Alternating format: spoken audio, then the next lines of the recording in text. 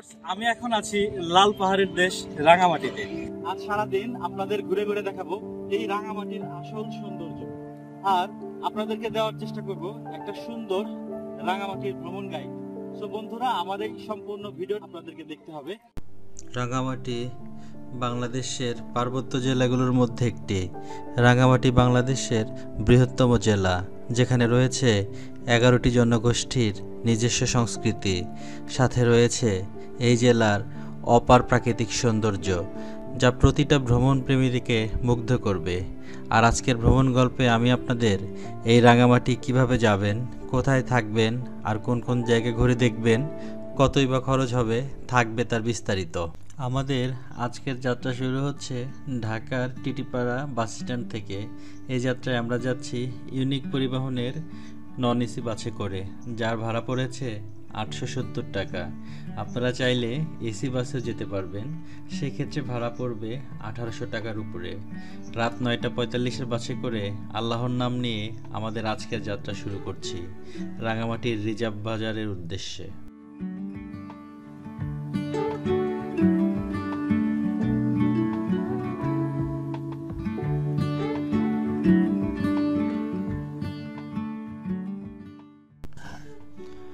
আমাদের যাত্রাপথে বিরতি দেওয়া হয়েছে ড্রিম হাউস রেস্তোরাঁতে। আর যাত্রাপথে বিরতির রেস্তোরাঁগুলো খাবারের দাম একটু বেশি হয়ে থাকে, সো অবশ্যই আপনারা একটু যাচাই করে তারপরে খেয়ে নেবেন, কারণ এখানে দাম তুলনামূলক বেশি থাকে। 20 মিনিটের যাত্রা বিরতি শেষ করে আমাদের বাস খুব শীঘ্রই এখন আবার রওনা দিবে রাঙামাটির উদ্দেশ্যে।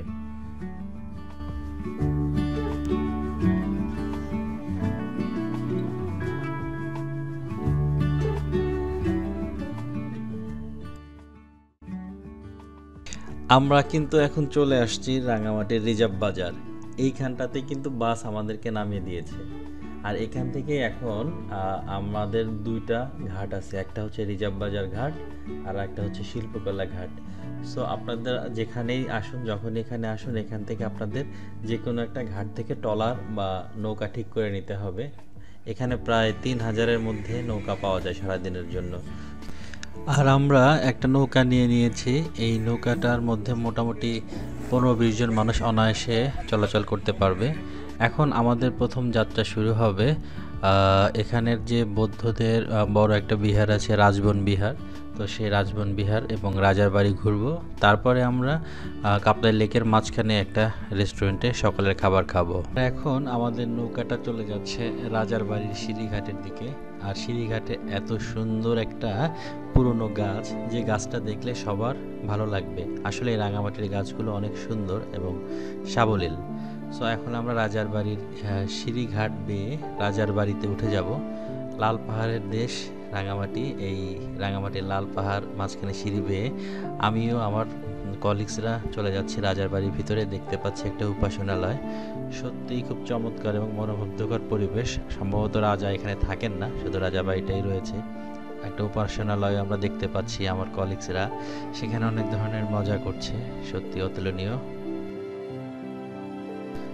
রাজার বাড়ির ঠিক সামনেই আপনারা পাবেন পাহাড়িদের বা বৌদ্ধদের সুন্দর দোকান, যে দোকান থেকে আপনারা চাইলে তাদের হাতে উৎপাদিত বিভিন্ন সামগ্রী এবং পোশাক আশাক, তাদের ঐতিহ্য বহন করে যে পোশাকগুলো, সেগুলো নিজের জন্য কিনতে পারেন, চাইলে পরিবারের জন্য কিনতে পারেন। আমি দেখেছি পাহাড়ি পোশাকগুলো সত্যি অনেক কালারফুল হয়, সো আপনারা ট্রাই করতে পারেন। আমার কলিগসরাও কিছু নিয়ে নিল, আমিও কিছু নিয়ে নিলাম। রাজার বাড়ি ঠিক সামনের দিকে আর একটা মজার ব্যাপার দেখতে পাচ্ছি আমরা, খাওয়ার পানি বা ড্রিঙ্কিং ওয়াটার। এটা 3টা ভাষায় লেখা আছে। আর এখানে আপনারা দেখতে পাচ্ছেন এত সুন্দর করে 3টা কলসির মধ্যে সুপেয় খাবার পানি একদম সুন্দর করে মাটির যে পাত্রগুলো আছে সেগুলোতে রেখে দিয়েছে। আর আপনারা চাইলেই এখান থেকে মগ নিয়ে আপনারা সেটা খেতে পারবেন। এটা একটা প্রশংসনীয় ব্যাপার সত্যি, রাজার বাড়ির সামনের এই দৃশ্যটা। এখন আমরা সিঁড়ি বেয়ে চলে যাচ্ছি ঠিক রাজার বাড়ির সম্মুখ ভাগে, রাজা বাড়িটা দেখার জন্য। আশেপাশের পরিবেশ সত্যি অনেক মনোমুগ্ধকর, অনেক সুন্দর সবুজ পরিবেশ। আমি আগেই বলেছি রাঙামাটির গাছগুলো অনেক সুন্দর হয়। আপনি আমার সামনে যে গাছটিকে দেখতে পাচ্ছেন, এটা অবশ্যই শতবর্ষী একটা গাছ। আর এই গাছটার যে ভিউ সত্যি অসাধারণ। আমরা আর একটা উপাসনালয় দেখতে পাচ্ছি, ঠিক রাজার বাড়ির ডান সাইডে। আর এই যে সম্মুখভাগে দেখতে পাচ্ছেন এটা হচ্ছে রাজার বাড়ি। এই বাড়িতে আসলে কেউ থাকে না, পাশে কিছু কুটির আছে যেখানে বৌদ্ধ ধর্মাবলম্বীদের যারা অনুসারী তাদের যারা হচ্ছে উপাসনা করে বেশি তারা এখানে থাকে। আমার কলিগসরা আসলে এখানে একটু মজা নিচ্ছে। আমরা এখানে দেখতে পাচ্ছি রাজার একটা মোরাল তৈরি করা আছে। সো রাজার স্মৃতিচিহ্ন হিসাবে হয়তো এটা রেখে দেওয়া হয়েছে। সর্বোপরি সব মিলায় রাজার বাড়িঘর যেটা, এর চাইতে হচ্ছে আশেপাশের পরিবেশটা, ভিউটা অনেক সুন্দর। দর্শক, আমাদের টুটুল ভাই বলছিল এখন আমরা রাজবন বিহারে যাব। সো আমরা রাজার বাড়ির সেই সিঁড়িঘাট এবং সুন্দর গাছটা রেখে এখন আমরা যে ডান দিকে দেখতে পাচ্ছি যে পানির শেষে একটা সিঁড়ি, সেই সিঁড়িঘাট দিয়ে এখানে সবচাইতে বড় যে রাজবন বিহার, সেই রাজবন বিহারের দিকে রওনা হচ্ছি। আমরা রাজবন বিহারে চলে আসছি। এখানে সিঁড়ি বেয়ে আমরা উপরের দিকে উঠছি। আসলে এইখানের গাছপালাগুলো এতটা সুন্দর যে আপনি নিজ চোখে যদি কখনো না দেখেন তখন কখনোই আপনি এই গাছগুলোর সৌন্দর্য আসলে ছবিতে দেখে সম্পূর্ণ ফিল নিতে পারবেন না। প্রত্যেকটা গাছ এতটা সুন্দর এবং এতটা মনোমুগ্ধকর, চারিপাশটাকে এত সুন্দর করে আবিষ্ট করে রেখেছে। বিশেষ করে এই গাছের যে শিকড়গুলো আছে, এই গাছের শিকড়গুলো দেখলে আপনি নির্ঘাত এই গাছের শিকড়গুলোর প্রেমে পড়ে যাবেন। যেন মাথার চুল যেভাবে সুন্দর করে নিচের দিকে ঝুলে থাকে, গাছের শিকড়গুলো এরকমভাবে ঝুলে আছে। একটা গাছের শিকড় আমার ধারণা যেটা 3 থেকে 4 ডেসিমাল জায়গাকে বিস্তৃত করে রেখেছে। আর সামনে যে টিনের ঘরটা দেখতে পাচ্ছিলেন এটা একটা উপাসনালয়। আমরা আসলে এই রাজবন বিহারের মধ্যে ঢুকেছি অলরেডি। এখানে তাদের ছোট ছোট ভাগে কিছু উপাসনালয় রয়েছে, তার মধ্যে এটি একটি। আর আমরা দেখেন আমি যে এখন কথা বলছি এটা ওই গাছটাকে নিয়ে। এখানে গাছগুলো সত্যি অনেক সুন্দর হয়ে থাকে, এই গাছগুলোর প্রেমে যে কেউ পড়ে যাবে। সো বন্ধুরা, এখন আমাদের টুটুল চাকমা, আমাদের নৌকার মাঝি, উনি হচ্ছে গিয়ে বর্ণনা করছেন যে এখানে তাদের বড় বড় ধর্মীয় উপাসনালয়ের অনুষ্ঠানগুলো হয়। বিভিন্ন জেলা থেকে যখন বাৎসরিক অনুষ্ঠানগুলো হয় তখন সবাই এখানে এসে সমাবেত হয় এবং এইখানটাতেই তাদের মিলন মেলা হয় আর কি। সো আমরা ঘুরে ঘুরে দেখছিলাম আর মজা নিচ্ছিলাম, চারিপাশের সৌন্দর্যগুলো দেখছিলাম, সত্যি ভালো লাগছিল। বিশেষ করে এই রাজবন বিহার, এটা কিন্তু মূলত হচ্ছে গিয়ে রাঙামাটি লেকের মাঝখানে একটা দ্বীপ।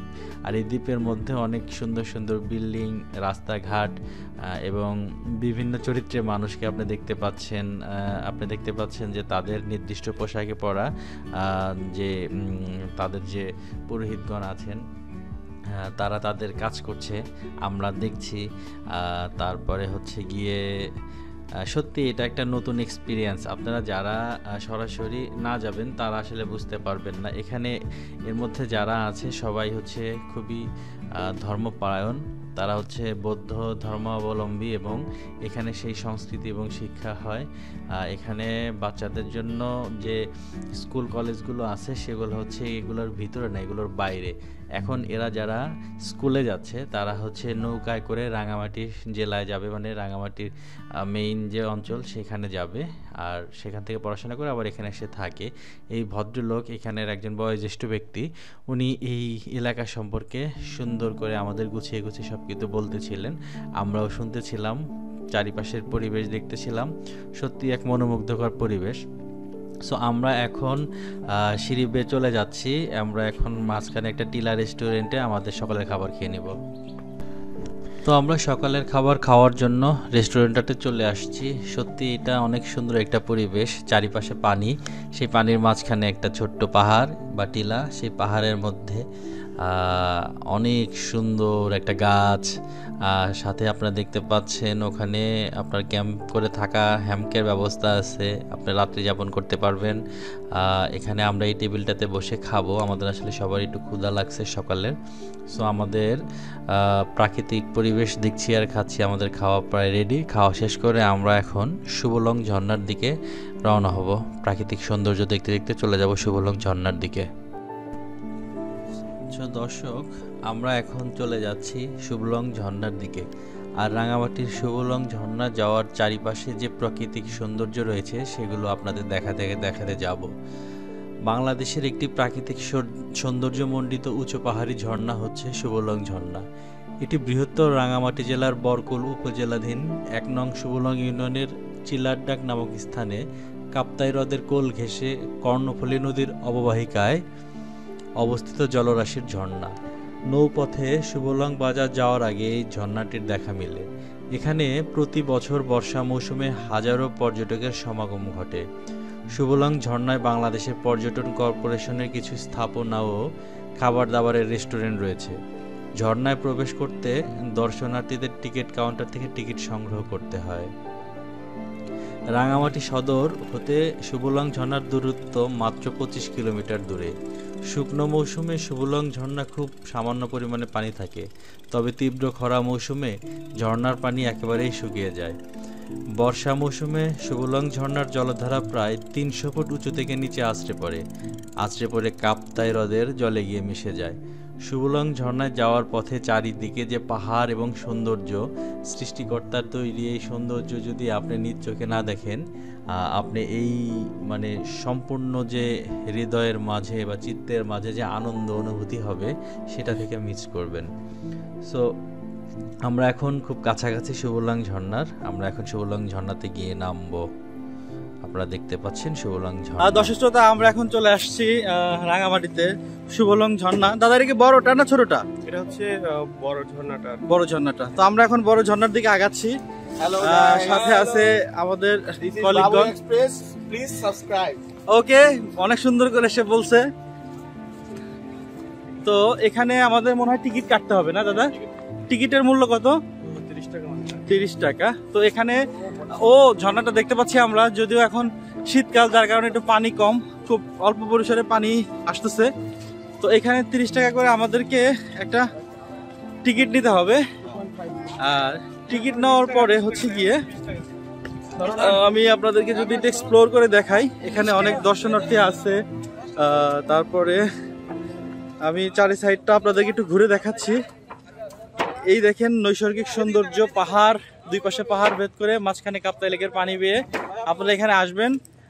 আসার পরে এখানে যে দর্শনীয় জিনিসগুলো আপনারা দেখবেন, এটা হচ্ছে সেই টিকিট কাউন্টার। তো এখান থেকে মূলত টিকিট নিতে হবে। আমরা খুব তাড়াতাড়ি টিকিট নিয়ে নিব।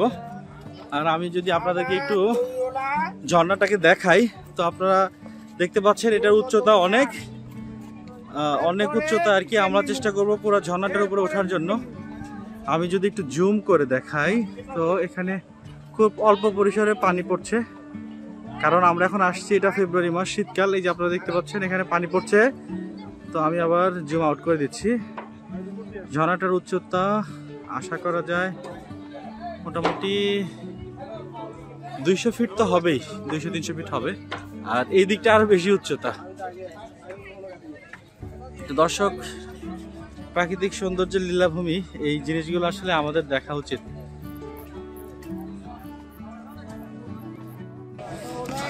দর্শক, এই হচ্ছে সুবলং ঝর্ণা। এই যে আপনারা দেখতে পাচ্ছেন ঝর্ণা, আর এই ঝর্ণার চারিপাশে পাহাড়ে ভরা। এই পাহাড়গুলো অনেক উচ্চতায় অবস্থিত। আর চারিপাশে যে প্রাকৃতিক নৈসর্গিক সৌন্দর্য, এটা অবলোকন করতে হলে আপনাকে এখানে আসতে হবে এবং স্বচক্ষে এই আল্লাহর সৃষ্টিগুলোকে দেখতে হবে। আদারওয়াইজ ক্যামেরাতে আপনারা বুঝতে পারবেন, কিন্তু সম্পূর্ণ জিনিসগুলো অনুধাবন আপনারা করতে পারবেন না কখনোই। তো আমি ঠিক এখন দাঁড়িয়ে আছি সুবলং ঝর্ণার নিচে। আমরা এখন যতটুকু পর্যন্ত অনুমতি আছে ততটুকু পর্যন্ত ঝর্ণা ওঠার চেষ্টা করব এবং দেখব। আপনারা দেখতে পাচ্ছেন ওখানে একটা ব্রিজ আছে, যার উপরে মানুষ উঠে ছবি টবি তুলছে। তো সব মিলে সুন্দর একটা পরিবেশ, সুন্দর একটা জায়গা। চলেন আমরা সামনের দিকে আগাই।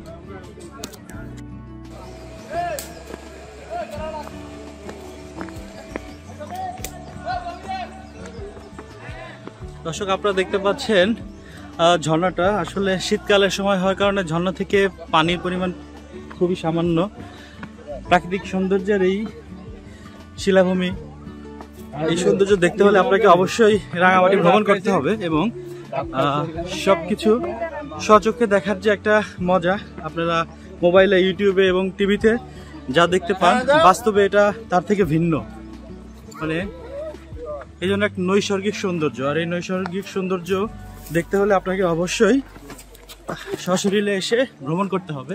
সো আমি আপনাদের সবকিছু এক্সপ্লোর করে দেখাবো, আপনারা থাকবেন আমার সাথেই।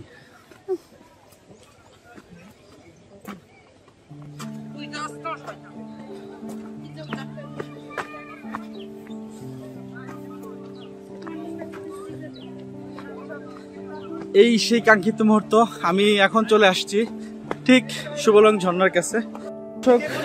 আপনি দেখেন, আপনারা দেখেন কত উঁচুতে এই যে মানুষগুলোকে আপনারা দেখতে পাচ্ছেন, মানুষগুলো অনেক উঁচুতে উঠেছে, একটু ভয়ঙ্কর হয়ে যায় ব্যাপারগুলো। এই দেখেন কিছু মানুষ রিক্সে বেশি উপরে উঠেছে, এত উপরে আসলে ওঠা উচিত না, ওখান থেকে পড়ে গেলে মিনিমাম 2 থেকে 250 ফিট উঁচুতে, এখান থেকে পড়ে গেলে কিন্তু আসলে বাঁচার সম্ভাবনা খুবই কম। সো দর্শক, এই ভুলটা কখনোই করবেন না, ঝর্ণায় গিয়ে কখনো এই পিচ্ছিল ঝর্ণাতে উঠবেন না। অনেকে চিল্লাচিল্লি করছে, কোথাও চিল্লাচিল্লি করতেছে, আপনারা দেখতে পাচ্ছেন। এখানে হচ্ছে এই যে আই লাভ সুবলং ঝর্ণা। তো ঝর্ণার চারিপাশটা এখন আমি আপনাদেরকে দেখাচ্ছি, মানে নৈসর্গিক সৌন্দর্যের যে লীলাভূমি সেই হচ্ছে রাঙামাটি। আর এই রাঙামাটির আসল সৌন্দর্য আমি আপনাদের মাঝখানে এখন তুলে ধরছি। আপনারা দেখতে পাচ্ছেন যে এই উঁচু উঁচু পাহাড়গুলো, হ্যাঁ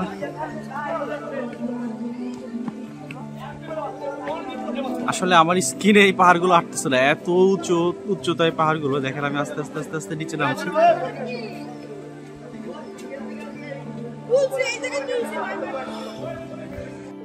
বন্ধুরা, আমি এখন খুবই ঝুঁকিপূর্ণ একটা পাহাড়ের মাঝখানে অবস্থান করছি। আপনারা দেখতে পাচ্ছেন আমার ক্যামেরার উপর সাইডে পাহাড় এবং নিচে মাটির নিচে, ঠিক কত নিচে আমি বলে বোঝাতে পারবো না, এখান থেকে 80-90 ফিট নিচে হবে।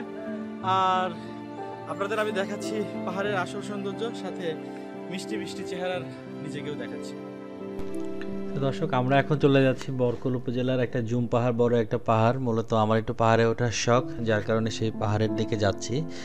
আর এখন আমরা সুবলং ঝর্ণাকে বিদায় জানাচ্ছি। বিদায় জানাতেও খারাপ লাগছে, মূলত সুন্দর পরিবেশ ছেড়ে চলে যাচ্ছি। আর বরকল উপজেলায় যাওয়ার সময়, সেই জুম পাহাড়ে যাওয়ার আগে আমাদের সাথে একটা ঘটনা ঘটে। আমরা ঠিক সুবলং যে পাহাড়টা আছে, সেই পাহাড়ে আমরা অনেক বানর দেখতে পাই। বানর দেখতে পেলে আমাদের কাছে কিছু আমলকি ছিল আর কিছু বড়ই ছিল, আমরা সেগুলো বানরকে দিতে থাকি। মূলত এত খোলা বানর তো আমরা কখনো দেখি নাই, কিন্তু এই বানরগুলো লাফায় আমাদের নৌকাতে উঠে আসে, তখন আমরা বিপদে পড়ে যাই। সেই ভিডিও এখনই আপনারা দেখতে যাচ্ছেন। দর্শক, এই দেখেন এখন আমরা আছি অনেকগুলো বানর সুবলং পাহাড়ে। এই যে দেখেন বানর, এই যে একটা বানর,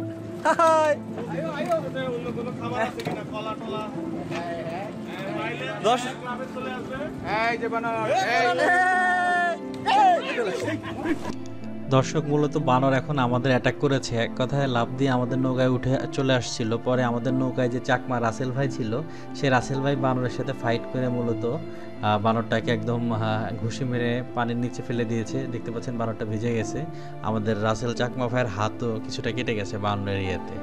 তো আসলে বেশ মজা হচ্ছিল।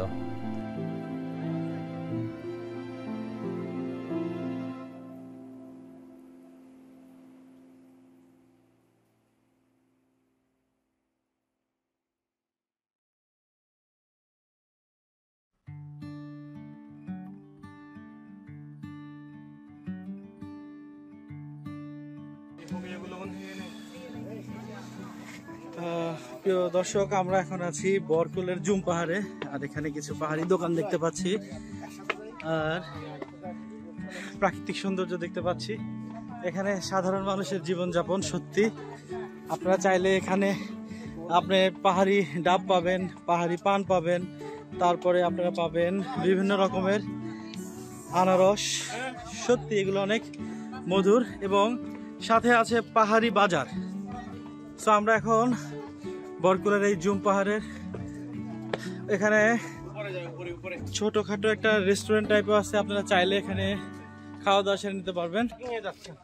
এখন আমরা ট্রেকিং এ যাচ্ছি, যদিও পাহাড় কিন্তু প্রাকৃতিক ভাবে ওঠা জায়গাগুলোকে একটু মডিফাই করা হয়েছে, মানুষ এখানে বসবাস করে। এখানে কি বানর আছে? নাই মনে হয়, থাকলেও থাকতে পারে। আমরা একবার বানরের আক্রমণের সম্মুখীন হয়েছিলাম, আমরা আর চাই না এরকম বানরের আক্রমণের সম্মুখীন হই। এখানে মনে হয় বানর পাওয়া যাবে না। আরে ভাই, কোন বানর? আরে ভাই, ভয় পাইছি বানর দেখে, যা করছে বানর যে কাজ করছে। দর্শক, এখানে পাবেন সুন্দর সুন্দর কিছু দোকান। এই কারো কেনাকাটা থাকলে করে নেন এখান থেকে। এগুলো তো সব আপনাদের নিজের হাতে তৈরি না? আগে উপরে উপরে আপনাদের এখানে থামি আছে? থামি আছে? থামি বড়দের? চলো আমি উপরে যাই, উপর থেকে। হ্যাঁ, এগুলো কত করে? দর্শক, এখন আমরা পাহাড়ের বরকরের এই জুম পাহাড়ের অনেক উঁচুতে উঠে যাচ্ছি। আর আচ্ছা এর নাম ব্যাগে যাবো। দর্শক, আপনার আমাকে ধারণা নাই যে আমরা কত উঁচু পাহাড়ে উঠতেছি। এই পাহাড়ে ওঠা মূলত আমাদের টিমের কেউ চায় নাই, শুধুমাত্র আমার কারণে উঠতে হয়েছে। ধরেন এটা মোটামুটি 40 থেকে 50 তলা উপরে বেয়ে ওঠার মতো একটা জায়গা। নিচে কিন্তু আবার পানি আছে, ওই দেখেন মানুষ কত নিচে, তার নিচে পানি। আমরা এখন অর্ধেকের মতো উঠছি। আমার হাতে পানির বোতল, আসলে পানির বোতল ছাড়া এখানে সম্ভব না।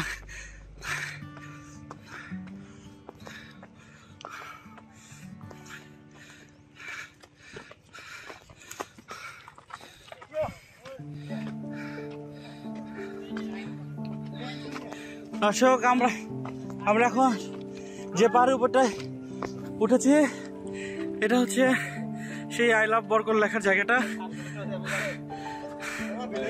আর এখানে আমার অফিস কলিগরা মজা করছে। মুকুল ভাই, শামীম ভাই, ওনারা অনেক মজা করছে। সত্যি এখানে অনেক উঁচুতে আমরা আছি, আর এই জায়গাটাতে না উঠলে বোঝাই যাইতো না যে পাহাড়িরা পাহাড়ে ওঠে তাদের জীবনে কত কষ্ট হয়। আমি এখন আপনাদের যদি দেখাই,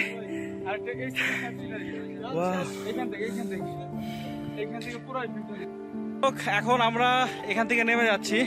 এখানে অসংখ্য মানুষ ছবি তুলছে। মানে আমরা তো আসলে পাহাড় পর্বতগুলো দেখি না, আমরা শুধু টিভিতে দেখি, সিনেমাতে দেখি। তো এখন আমি আপনাদেরকে সেই এখান থেকে একটু সাবধানে যেতে হবে। উঠলে ওই যে গাছে কিছু ইয়ে আছে, সমস্যা কিন্তু। এই যে পথ বেয়ে নিচের দিকে নামছি।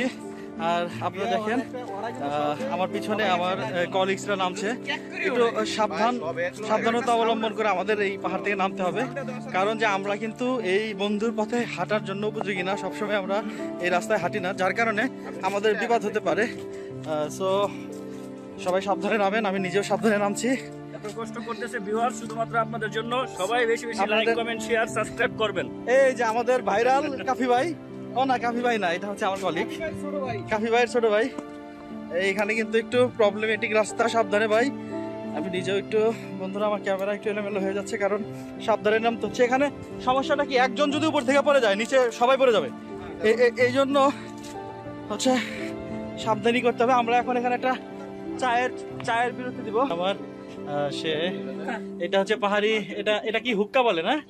এটা এক প্রকার নেশাদার দ্রব্য আর কি, না? এটা আমরা যেরকম বিড়ি সিগারেট খেয়ে থাকি নরমালি, পাহাড়ে আসলে এখানে তো খামসি মারছে না। হ্যাঁ, এই যে বানরটা আমি বলেছিলাম না, বানরের আক্রমণে পড়েছিলাম। আমাদের চাকমা রাসেল ভাই আমাদের সাথে ছিল গাইড হিসাবে, ওনার কারণে এই যে দেখেন, এই যে খাচ্ছি। আর আমাদের পাহাড়ি বোন খুব সুন্দর করে আমাদের এই জিনিসটা দেখাচ্ছে। তাই এটাকে বলে হুক্কা আর কি।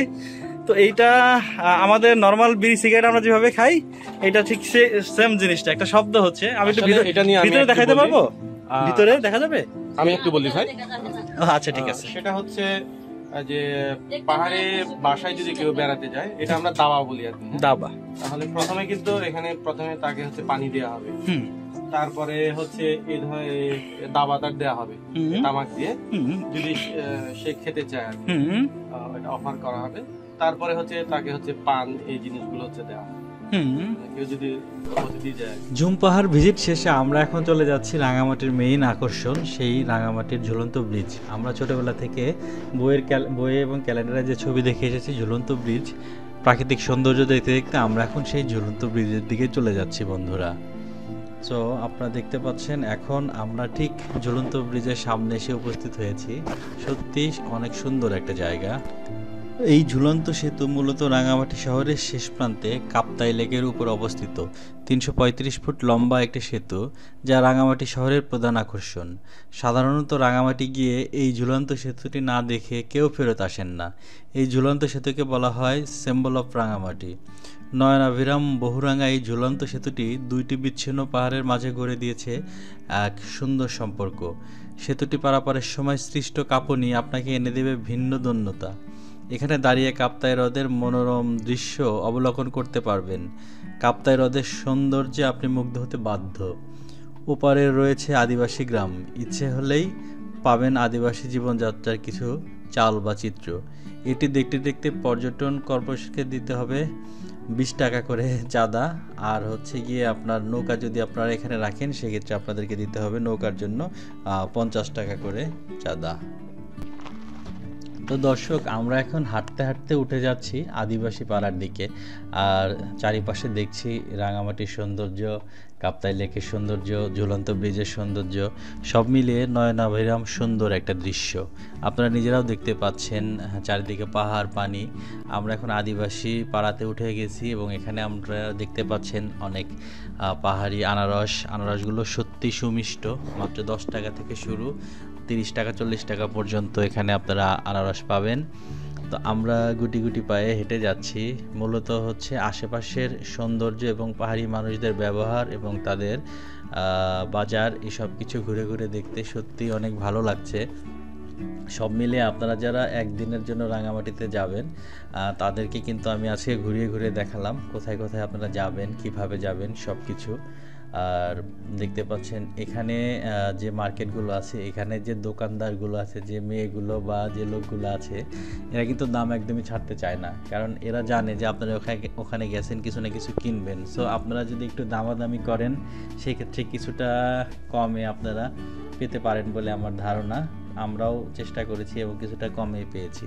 তো রাঙামাটি ভ্রমণ যে আমরা করছি, এখানে আমাদের ঝুলন্ত ব্রিজের সৌন্দর্য দেখা শেষ করে এখন আমরা যাব হচ্ছে পালওয়েল যে পার্কটা রয়েছে, পালওয়েল পার্ক আমাদের আরেকটা স্পট। সো আমরা এখন পালওয়েল পার্কের উদ্দেশ্যে রওনা হয়েছি অলরেডি। আর রাঙামাটি ব্রিজের, ঝুলন্ত ব্রিজের এই পাশটায় আমরা রয়েছি। এখন হেঁটে হেঁটে ওপাশে যাব। ওপাশে যাওয়ার পর আমরা আমাদের যে নৌকাটা আছে সেই নৌকাটা নিয়ে চলে যাব পালওয়েল পার্কে। কিন্তু পালওয়েল পার্কে যাওয়ার আগে আমাদের যেন এখান থেকে যেতে ইচ্ছা করছে না। এত সুন্দর একটা পরিবেশ, এত সুন্দর একটা ব্রিজ এবং সেই ব্রিজে অনেক মানুষজন। সো আমরা আসলে উইকেন্ডে যাইনি বলে আমাদের সুবিধা হয়েছিল, মানুষের ভিড় কম ছিল। ঝুলন্ত ব্রিজে দাঁড়ানো অবস্থায় যে একটা দোল, এই দোলনার মধ্যে দোলটা সত্যি অনেক সুন্দর। তো আপনারা শীতকাল আসলে ভ্রমণের উত্তম সময়, কারণ বর্ষাকালে ঝুলন্ত ব্রিজ অনেকটাই পানির নিচে থাকে। তো এখন আমরা দেখতে পাচ্ছেন আপনারা দর্শক যে পালওয়েল পার্কটা হচ্ছে মূলত একটা কৃত্রিম পার্ক। এই পার্কটা হচ্ছে প্রকৃতির মধ্যেই গড়ে ওঠা একটা দ্বীপের মাঝখানে, কিন্তু এটা হচ্ছে কৃত্রিমভাবে মানুষ্য সৃষ্টি একটা পার্ক। আপনারা দেখতে পাচ্ছেন এইখানটাতে ছবি ওঠার জন্য একটা ব্রিজের মতো আছে, সুন্দর কটেজ আছে। আপনারা চাইলে কিন্তু সেখানে থাকতে পারেন, রাত্রি যাপন করতে পারেন। সত্যি অনেক সুন্দর পরিবেশ। তো আমরা এখন পার্কের ভিতরে ঢুকতেছি। এখানে পার্কের হচ্ছে আপনার এন্ট্রি ফি 40 টাকা করে, আর নৌকার জন্য 50 টাকা। আর এই পার্কের মধ্যেও একটা ঝুলন্ত ব্রিজ আছে, এটাও কিন্তু আসলে দোল খেতে অনেক মজা লাগে। মানে আপনারা দুজন ইচ্ছা করলে এরকম ঝুলতে পারেন। আর আপনারা আসলে যেই স্পটেই যাবেন না কেন সেখানেই পাহাড়িদের দোকান, আচার, বিভিন্ন ধরনের পোশাক এবং ব্যাগ, এগুলো মূলত যে কোনো টুরিস্ট স্পটেই পাওয়া যায়। সো আপনারা চাইলে একদম শেষের দিকে এসে কেনাকাটা করতে পারেন। আর আমরা দেখতে পাচ্ছেন একটা লাভ সিম্বল, মূলত হচ্ছে এখানে সবাই এসে ছবি তোলে আর অনেক মজা করে। সো আমরাও যথারীতি সবার মতোই অনেক মজা করছি। আমরা আজকে সারাদিন বিভিন্ন জায়গায় ঘুরলাম। বিভিন্ন জায়গায় ঘোরা শেষে এই পালওয়েল পার্ক থেকে মূলত আপনি যদি 15-20 মিনিট করেন, মানে চাইলেই হেঁটে অথবা সিএনজি করে রিজার্ভ বাজার ঘাটে চলে যেতে পারবেন। বাট আমাদের সাথে নৌকাটা আছে, আমরা নৌকা নিয়ে রিজার্ভ বাজার ঘাটে চলে যাব। আমরা এখন পালওয়েল পার্কের সৌন্দর্য দেখছি, আমরা ছবি উঠছি, আমরা মজা করছি, আমরা যার যার মধ্যে কিছু খাচ্ছি। এখন মূলত আমাদের দিন শেষ হয়ে যাচ্ছে। আমরা একদিনে রাঙামাটি ট্যুরে সব কিছু দেখাচ্ছিলাম। সো আমাদের আজকের মতো রাঙামাটি ট্যুর এখানেই সমাপ্তি করে আমরা চলে যাচ্ছি রিজার্ভ বাজার ঘাটের দিকে। দেখতে পাচ্ছেন রিজার্ভ বাজার ঘাট। এই রিজার্ভ বাজার ঘাটে আমরা নামবো। নামার পরে আপনি চাইলে এখানে বিভিন্ন ধরনের হোটেল আছে, আপনারা চাইলে 1000 থেকে 1500 টাকার মধ্যে সুন্দর সুন্দর হোটেলে থাকতে পারবেন এবং পরবর্তী দিন আবার ঘুরতে পারবেন।